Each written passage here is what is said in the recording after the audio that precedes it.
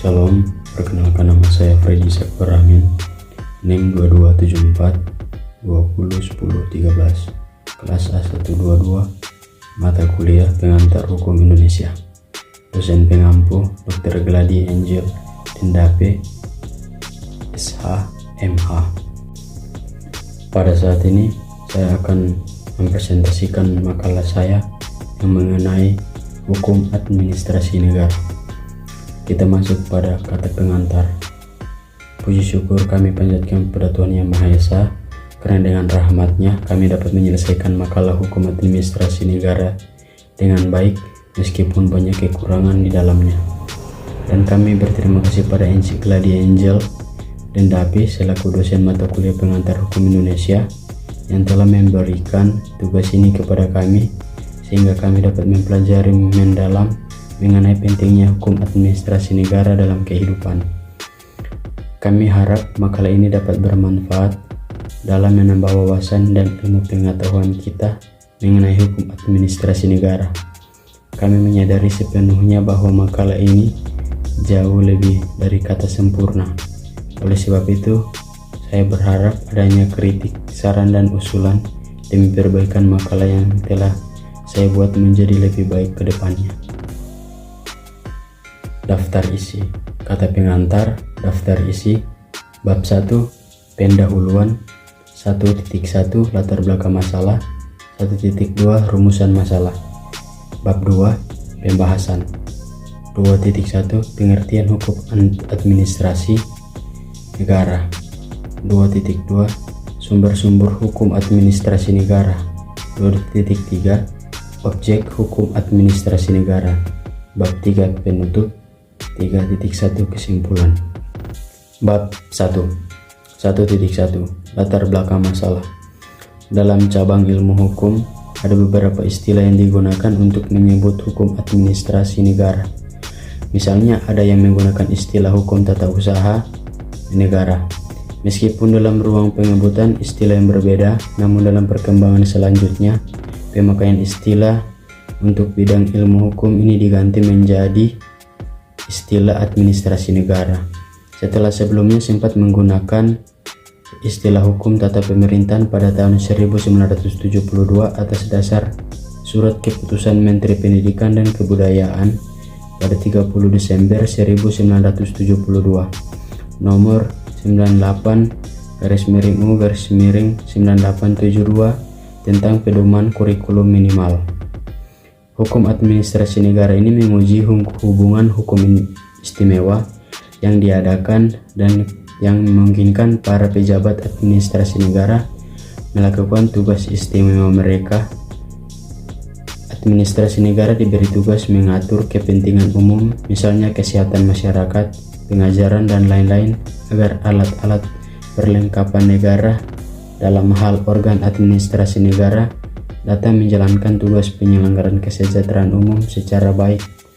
Maka administrasi negara memerlukan kemerdekaan untuk bertindak atas inisiatif sendiri, terutama dalam menyelesaikan masalah-masalah penting yang timbul dengan sekoyong-koyong, yang peraturan penyelesaiannya atau belum dibuat oleh badan legislatif kemerdekaan tersebut disebut fresh frames. 1.2 rumusan masalah. Apa yang dimaksud dengan administrasi negara? Sumber-sumber hukum administrasi negara. Objek hukum administrasi negara.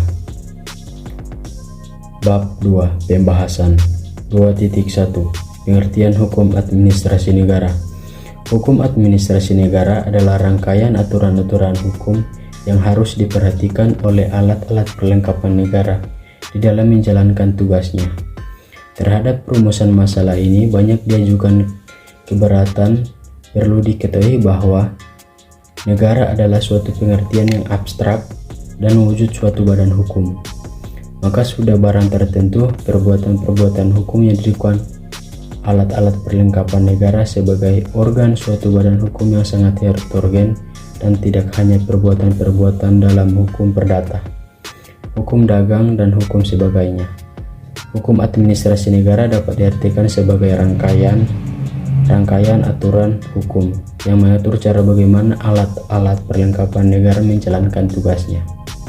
Selain itu, ada beberapa pula pendapat lain tentang pengertian hukum administrasi negara yang dikemukakan oleh sarjana, yaitu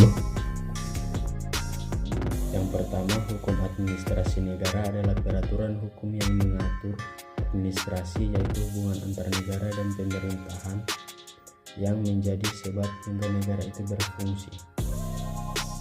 R.A. Abdul Jamali.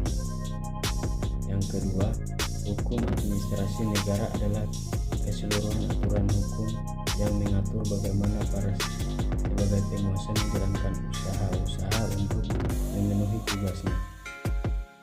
Kusumadi Wojo Sewojo.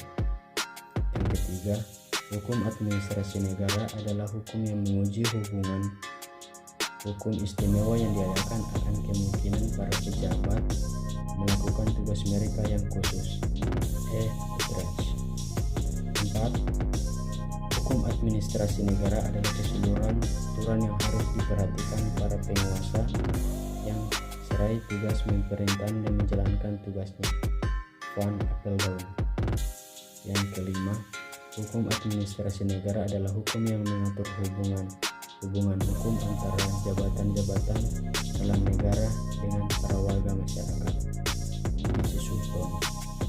Dalam perkembangan selanjutnya, pada tahun 1969, pengertian hukum administrasi negara oleh G. Prodito SH, dosen Universitas Indonesia, secara luas terdiri atas 3 unsur, yaitu yang pertama, hukum tata pemerintahan, yakni hukum eksekutif atau hukum tata pelaksanaan undang-undang. Dengan perkataan lain, hukum tata pemerintahan ialah hukum mengenai aktivitas kekuasaan eksekutif, kekuasaan untuk melaksanakan undang-undang.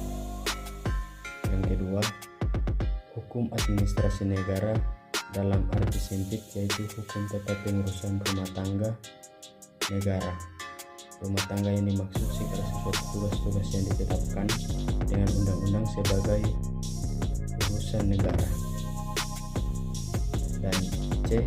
Hukum tata usaha negara, yaitu hukum mengenai surat menyurat, rahasia dinas dan jabatan, kearsipan dan dokumentasi pelaporan dan statik, tata cara penyimpanan berita, acara pencatatan sipil, pencatatan nikah, talak dan rujuk, publikasi dan penertiban negara. 2.2 Sumber-sumber hukum administrasi negara.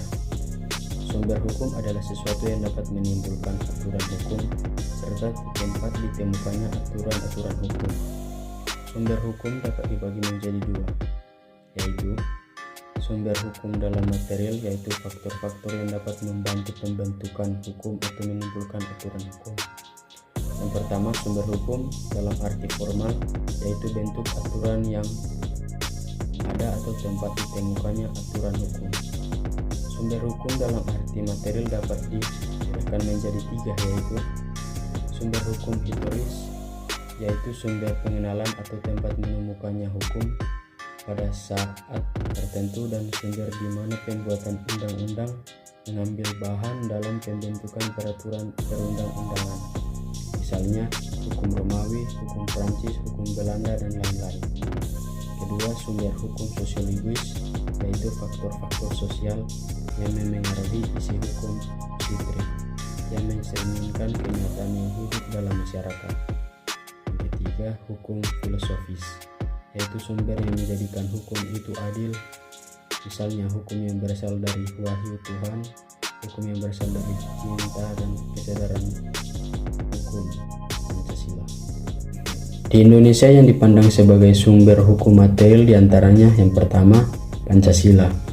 Pancasila sebagai sumber dari segala sumber hukum diartikan sebagai pandangan hidup, kesadaran dan cita-cita hukum, dan cita-cita mengenai kemerdekaan individu dan bangsa, perkemanusiaan, keadilan sosial, serta cita-cita dan moral mengenai kehidupan kemasyarakatan dan keagamaan. Hal ini dituangkan dalam pasal 2 Undang-Undang Nomor 12 Tahun 2011 tentang pembentukan peraturan perundang-undangan yang selanjutnya ditulis Undang-Undang Republik Indonesia Nomor 12 Tahun 2011 yang menyatakan Pancasila merupakan sumber hukum. Yang kedua, jurisprudensi.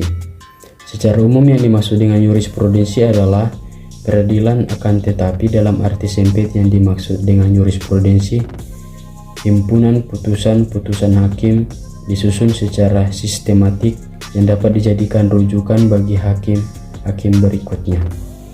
Ketiga, hukum tidak tertulis. Hukum yang berasal dari kebiasaan-kebiasaan yang hidup dalam masyarakat, yang secara turun-temurun dihormati dan ditaati oleh masyarakat. Contohnya hukum adat. Hukum adat sebagai hukum yang secara turun-temurun diwariskan nenek moyang kepada generasi berikutnya, yang memiliki nilai-nilai universal.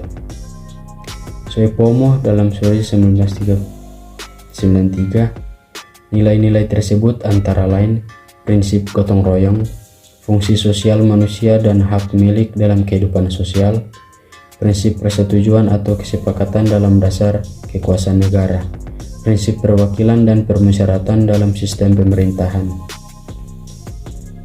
Keempat, hukum internasional. Hukum internasional dilihat dari muatannya dapat dibedakan menjadi dua, yaitu yang pertama, hukum internasional publik yang lazim disebut hukum internasional atau HI, yang bertugas mengatur hubungan hukum terjadi antar negara dan organisasi antar negara dalam kaitannya dengan ketentraman hidup bernegara. Yang kedua, hukum internasional privat yang lazim disebut hukum perdata internasional atau HPI, mengatur tentang hubungan hukum antar individu dan keperdataan atau privat, menyangkut perbedaan hukum dan kewarganegaraan. 5. Doktrin merupakan pendapat yang dikemukakan para ahli hukum untuk mengikapi fenomena yang terjadi setiap waktu. Doktrin bisa dikemukakan dalam berbagai forum, seperti penelitian, seminar, atau dengan penertiban buku yang membahas suatu topik atau fenomena hukum tertentu. Sedangkan sumber hukum dalam arti formal dapat dilihat dalam pasal 7 Undang-Undang Republik Indonesia Nomor 12 Tahun 2011, yaitu 1. Undang-Undang Dasar Republik Indonesia tahun 1945. Pasal 3 ayat 1 Undang-Undang Republik Indonesia Nomor 12 Tahun 2011 menyatakan Undang-Undang Dasar Republik Indonesia tahun 1945 merupakan hukum dasar dalam peraturan perundang-undangan.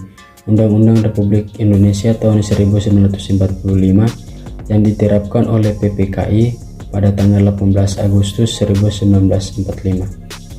Berlaku sampai 27 Desember 1949.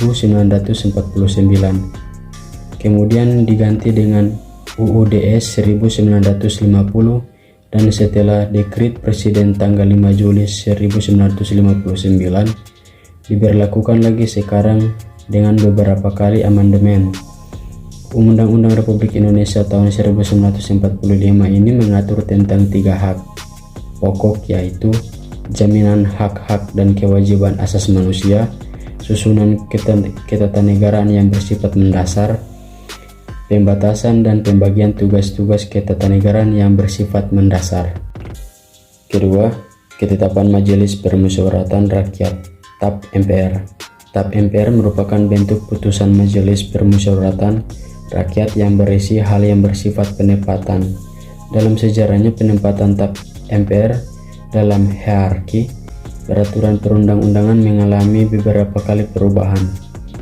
Sebelum amandemen Undang-Undang Republik Indonesia Nomor 12 Tahun 1945, TAP MPR secara hierarki berada di bawah Undang-Undang Dasar Republik Indonesia tahun 1945 dan di atas undang-undang. Pada zaman reformasi, TAPN MPR tidak ada lagi dalam urutan hierarki peraturan perundang-undangan. Tetapi sejak berlakunya Undang-Undang Republik Indonesia tahun 1945 dan Undang-Undang Perpu 3, Undang-Undang peraturan pemerintah pengganti undang-undang. Sesuai dengan pasal 20 ayat 1 Undang-Undang Republik Indonesia tahun 1945 bahwa DPR memegang kekuasaan bentuk undang-undang, tetapi merencanakan undang-undang tersebut dapat berasal dari anggota DPR. Pasal 21 ayat 1 Undang-Undang Republik Indonesia tahun 1945 dan dapat pula berasal dari Presiden. Pasal 5 ayat 1 Undang-Undang Republik Indonesia tahun 1945 yang berwenang mengesahkan rancangan undang-undang untuk menjadi undang-undang adalah Presiden. Pasal 20 ayat 4 dan pasal 21 ayat 2 Undang-Undang Republik Indonesia tahun 1945. Materi muatan undang-undang sebagaimana dinyatakan dalam pasal 10 ayat 1 Undang-Undang Republik Indonesia nomor 12 tahun 2019 berisi A. Peraturan lebih lanjut mengenai ketentuan Undang-Undang Dasar Negara Republik Indonesia tahun 1945. B. Pemerintahan suatu undang-undang untuk diatur dengan undang-undang. C. Pengesahan perjanjian internasional tertentu. D. Tidak lanjut atas putusan Mahkamah Konstitusi atau pemenuhan kebutuhan hukum dalam masyarakat. Sedangkan peraturan pemerintah pengganti undang-undang Perpu ditetapkan oleh Presiden dalam hal kepentingan yang memaksa. Pasal 22 ayat 1 Undang-Undang Republik tahun 1945. Kepentingan yang memaksa dapat diartikan suatu keadaan yang dimana memerlukan peraturan yang tepat dan tidak kemungkinan untuk menempuh prosedur dalam hal pembuatan perundang-undangan. Materi muatan peraturan pemerintah pengganti undang-undang sebagaimana dinyatakan dalam pasal 11 Undang-Undang Republik Indonesia nomor 12 tahun 2011. 4. Peraturan pemerintah (PP). Berdasarkan pada teori perundang-undangan, suatu kewenangan untuk mengatur sesuatu dapat didelegasikan kepada suatu bentuk peraturan perundang-undangan yang lebih rendah tingkatannya. Pendelegasian ini merupakan penyerahan wewenang untuk peraturan perundang-undangan yang tingkatannya lebih rendah, yaitu peraturan pemerintah. Delegasi wewenang ini merupakan delegasi yang bersifat mengatur peraturan pemerintah yang dibuat berdasarkan pada pendelegasian wewenang dari undang. Setelah sesuai dengan pasal 5 ayat 2 Undang-Undang Dasar Republik Indonesia tahun 1945, Presiden menetapkan peraturan pemerintah untuk menjalankan undang-undang sebagaimana dinyatakan dalam pasal 12 Undang-Undang Republik Indonesia nomor 12 tahun 2011. Nomor 5. Peraturan Perpres. Pasal 1 ayat 7 Undang-Undang Republik Indonesia nomor 12 tahun 2011 menyatakan peraturan Presiden adalah perundang-undangan yang ditetapkan oleh Presiden untuk menjalankan peraturan perundang-undangan yang lebih baik atau dalam menyelenggarakan kekuasaan pemerintah. Materi muatan peraturan Presiden berisi materi yang diperintahkan oleh undang-undang, materi untuk melaksanakan pemerintah atau teri. Untuk melaksanakan penyelenggaraan kekuasaan pemerintahan sebagaimana dinyatakan dalam pasal 13 Undang-Undang Republik Indonesia nomor 12 tahun 2011. 6. Peraturan daerah provinsi. Peraturan daerah merupakan penjabaran lebih lanjut dari peraturan perundang-undangan yang lebih tinggi dengan memperhatikan ciri khas masing-masing daerah dan bersifat umum, yang mana harus memenuhi syarat negatif, yaitu tidak boleh bertentangan dengan kepentingan umum, perundang-undangan yang lebih tinggi. 2. Tidak boleh mengatur suatu hak yang telah diatur dalam perundang-undangan dan peraturan daerah yang lebih tinggi. 3. Tidak boleh mengatur urusan rumah tangga daerah tingkat bawahannya. Materi muatan peraturan daerah provinsi berisi materi muatan dalam rangka penyelenggaraan otonomi daerah dan tugas pembuatan serta menampung kondisi khusus daerah dan penjabaran lebih lanjut dari peraturan perundang-undangan yang lebih tinggi, sebagaimana dinyatakan dalam pasal 14 Undang-Undang Republik Indonesia Nomor 12 Tahun 2011. 7. Peraturan daerah kabupaten atau kota. Materi muatan daerah kabupaten atau kota sama dengan muatan materi peraturan daerah provinsi, yaitu berisi materi muatan dalam rangka penyelenggaraan otonomi daerah dan tugas pembantuan serta menampung kondisi khusus daerah, kabupaten atau kota, atau penjabaran lebih tinggi dari peraturan perundang-undangan yang lebih tinggi. 2.3 Objek hukum administrasi negara. Objek HAN khusus adalah peraturan-peraturan hukum yang berhubungan dengan bidang tertentu dari kebijaksanaan penguasa. Contoh, hukum tata ruang, IMB, dan lain-lain. Objek HAN umum adalah peraturan-peraturan hukum yang tidak terikat pada suatu bidang tertentu dari kebijaksanaan penguasa. Contoh, asas-asas umum, pemerintahan yang baik, dan lain-lain. Dari lapangan hukum administrasi khusus itulah kemudian dicari elemen-elemen umum, yaitu elemen yang terdapat di tiap lapangan khusus tersebut. Elemen yang demikian itulah kemudian membentuk hukum administrasi umum. Bab 3 penutup. 3.3 Kesimpulan. Dari rangkaian penjelasan pada bab pembahasan tersebut, maka penulis dapat menarik beberapa kesimpulan sesuai dengan batasan masalah yang kami ajukan pada rumusan masalah pada bab pendahuluan. Adapun kesimpulan tersebut adalah sebagai berikut. Hukum administrasi negara merupakan istilah yang masih bersifat abstrak, sehingga menimbulkan berbagai macam definisi dari berbagai pakar di bidangnya. Namun, penulis menarik kesimpulan bahwa hukum administrasi negara adalah suatu runtutan hukum yang mengandung aturan tentang hubungan warga dengan badan hukum yang berada pada suatu negara, sehingga menimbulkan suatu pergerakan yang menyebabkan negara tersebut fungsi. Dengan penaparan yang cukup ini, maka kiranya kita dapat mengambil sebagian ilmu baru tentang hukum administrasi negara yang jauh sebelum pembahasan ini tertulis. Tentu istilah ini sangat asing di telinga kita. Cukup sekian apa yang dapat saya sajikan. Kiranya ada kekurangan, mohon ada kritik dan sarannya dalam bentuk komen yang kemudian dapat kami sajikan sebagai rujukan perlengkapan dalam makalah revisi yang dibuat kemudian jika diperlukan.